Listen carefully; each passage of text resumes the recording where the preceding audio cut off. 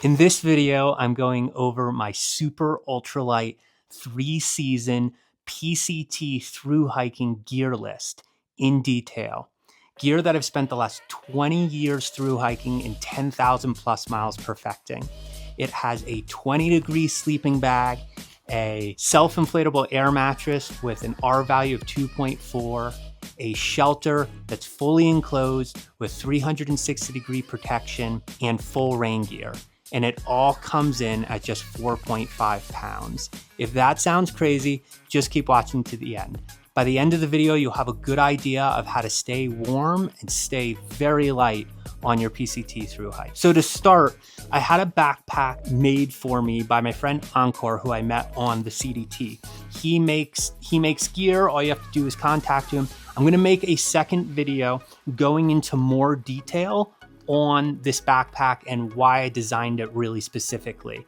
I brought together all the backpack that I've used through the years, a Dandy pack that was custom, a Rayway pack, a Palante V2, a Palante Ultralight, and the Grasshopper backpack. And I put all of that together to make this backpack. So if I have that video already posted, go and watch that next. And if I don't, subscribe and that will be the next video. So starting with the outside of the backpack, in the first shoulder strap pocket, I have sunscreen. When you start the PCT, you're in the desert, there's a lot of sun. This Blue Lizard has zinc oxide, 10% in it. You really want to get a sunscreen with 10%. There's also one called Raw Elements that has 20% zinc oxide. You definitely want to get a sunscreen with a lot of zinc oxide because you're going to be in the sun for at least a month. Then I have my Mini 13 phone. In the other shoulder strap, I have a disposable water bottle. I made a whole video on disposable water bottles. My favorite is the Dasani. This is an Aquafina. You can go watch that and get really into detail for why it is that I like particular disposable water bottles. On the other side, I have a peanut butter jar where I'll be cold soaking all of my food. Some people use the Talante. The peanut butter jar is just lighter and I actually like it more. I have my spoon and I have it in the peanut butter jar. Something to think about when you cut down your spoon to put in your peanut jar is you want to cut it a little bit taller than the lip of the peanut butter jar so that when you screw it on, it doesn't shake around when you're walking. That can get super annoying. And then I have a Ziploc with the corner cut off, and I use this as a funnel for my protein powder. If you want to go into more detail on what my food plan is, I made a video about that as well.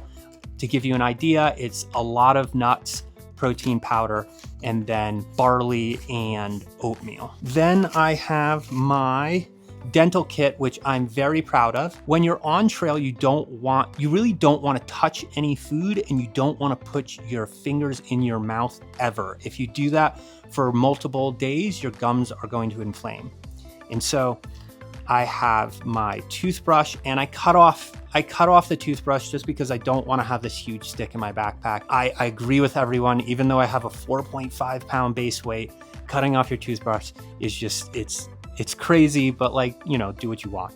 I have a cap on it because you don't want to get your toothpaste all over everything. And then I have toothpaste. I tried the tablets, but it doesn't get my teeth as clean. And so I use just a travel size toothpaste. At Walmart, you can get these floss sticks. For whatever reason, more than any of the other floss sticks that they have, this floss stick, this floss lasts, it doesn't fray. I have teeth that are close together and can rip the floss. This floss lasts for at least a full food pack, so 6 days. And just carry a couple of them and you'll get from Walmart to Walmart, you can get more. But this makes it so that you don't have to put your fingers in your mouth. And then on the outside, I have a mesh bag that I got with some headphones a long time ago. And I put this on the outside of my backpack so that everything can air. If you put your toothbrush in a Ziploc bag, you're gonna get an intense funk, and again, it's bacteria. So you really wanna focus on trail about keeping it so that your tooth kit doesn't make it so it builds up bacteria and it stays clean. We will go over my Diddy bag in a bit. I brought a platypus 2-liter water bladder. A lot of people don't like these and they like the Ceenox more. I don't like how the top part of a Ceenox goes on. It's annoying and they're way heavier. The reason that people don't like them is because the water opening for this is quite small and they say that it breaks. I'm going to be bringing this on my second through hike. It hasn't broken. It's super light, carries 2.5 liters of water with my water bottle that gets me up to 3.5 liters, which is more than enough for the long water carries that I'm going to have on the PCT. There can be some argument about that. Some people need more water, and so it's possible that you might need more than 3.5 liters combined capacity, but for me 3.5 is more than enough for, well, is enough for the PCT. I formerly had a Carhartt fleece beanie. This is about an ounce lighter. It's 120 Alpha Direct fleece from Levy. I love Levy. All their stuff is really cool. Alpha Direct has its, you can see how there's like little holes in it. When I put my windbreaker over Alpha Direct, those holes in between act as like an insulation pocket and makes it so that it's actually way warmer than you would think with the weight. I have Montbell 7D windbreaker pants and I have a Montbell 7D windbreaker tachyon. I love 7D and I love Montbell 7D. Other companies like Enlightened Equipment make 7D, but for whatever reason, Montbell 7D breathes better and I believe is stronger than any of the other 7D that's out there. I want to make a whole video on 7D because I love it so much. I have 60 crew neck Alpha Direct Senshi fleece. I've run into a lot of people through hiking and we've talked a lot about should it be 60, 90, or 120 with the Alpha Direct. For a active layer, 60 Alpha Direct is the best. I got a crew neck because it's talked about in some of my other videos. It's gospel that if you're a super ultralighter, you don't have hoods on your insulation. You use a beanie for that. You don't want to have a bunch of hoods like jumbling up over time. Then I have my Polycro ground sheet. Little tip is that when you first get it, when it's new like this, it's going to be loud and it's going to be slippery, but give it a few days, it'll get scratched up and it'll stop being loud and it'll just be perfect. You're going to want, on the PCT, you're going to want to put rocks on it to keep it down in the wind. If you do that, be super careful in the morning when you're putting it away. You want to pick up the rocks and put them off as opposed to pulling the Polycro from underneath the rocks. Otherwise, you will rip it. I have my 20-degree Enlightened Equipment Enigma with 7D orange on the outside and 7D on the inside. On the website, it says that it's 22 ounces. I just weighed mine.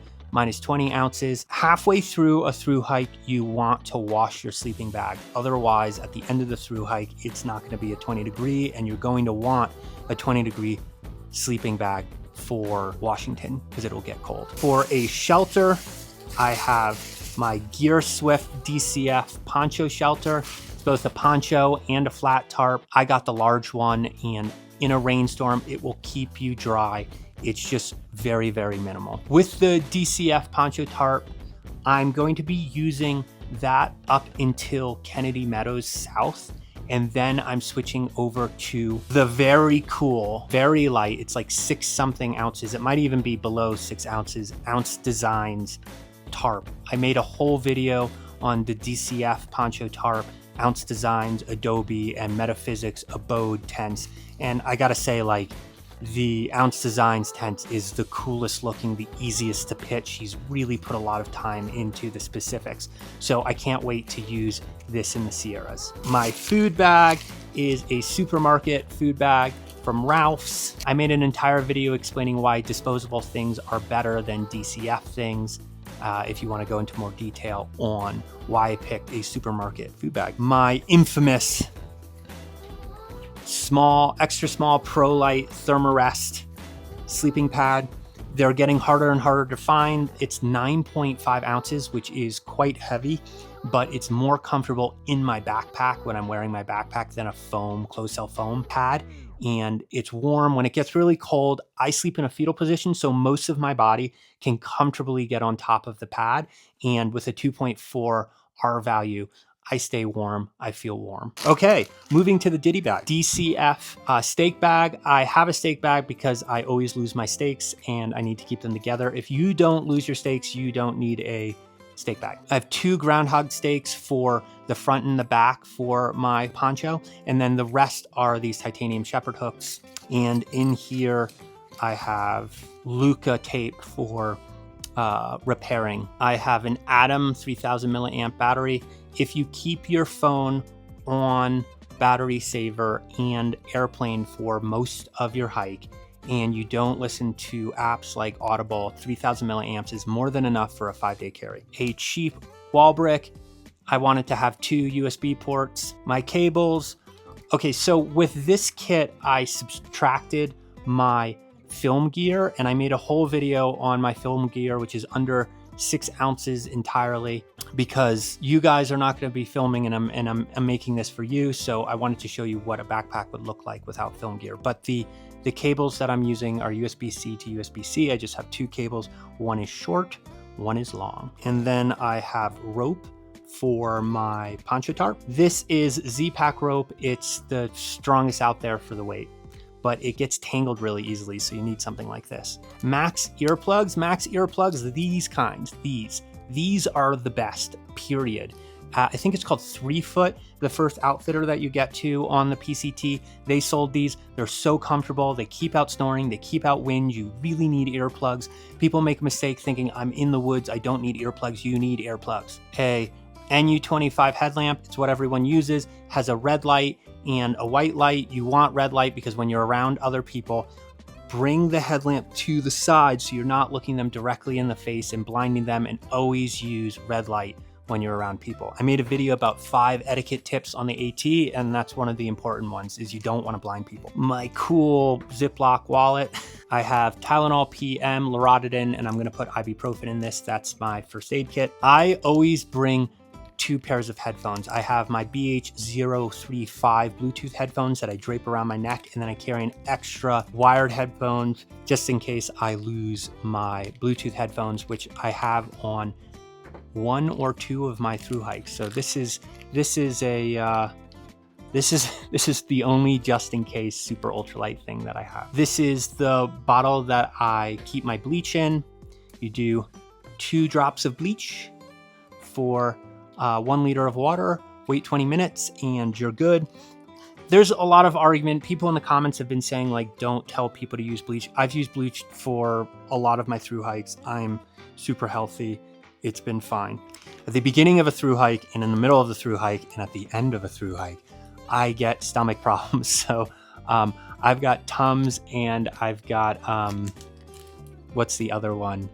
Pepto-Bismol. I've got both on this through hike to keep me from my tummy hurting when I get into town. And after eating nuts for a week, a huge burger and a huge cake. So the Gear Swift scalpel, which has a sewing needle on it and a scalpel. It's less than 0.1 ounces. Converters USB-C to micro USB and USB-C to Lightning for my iPhone mini and for my old new 25 headlamp. A little container I got from Garage Grown Gear that I put Vaseline in, especially in the desert. I'm getting dry skin on my face. I hate that, so I carry one of these little Niveas, and it'll last me usually half a through hike. And then a safety pin for popping blisters. One of the things that I didn't include here is that you want some kind of athletic tape to wrap after you pop your blisters. To end is my Ziploc. So that's everything. I'm also going to go into more detail on this backpack in another video. I'm going to be doing weekly videos on the PCT. I don't just want to do a vlog. Each video I want to be giving some information that would be helpful. I don't want to just be like, this is my hike, guys. Look back for those, subscribe so you get those videos. and I started a Instagram page called Extra Ultralight. There's nothing on there right now, but I'll be adding some things while I'm on my hike. So thank you for watching.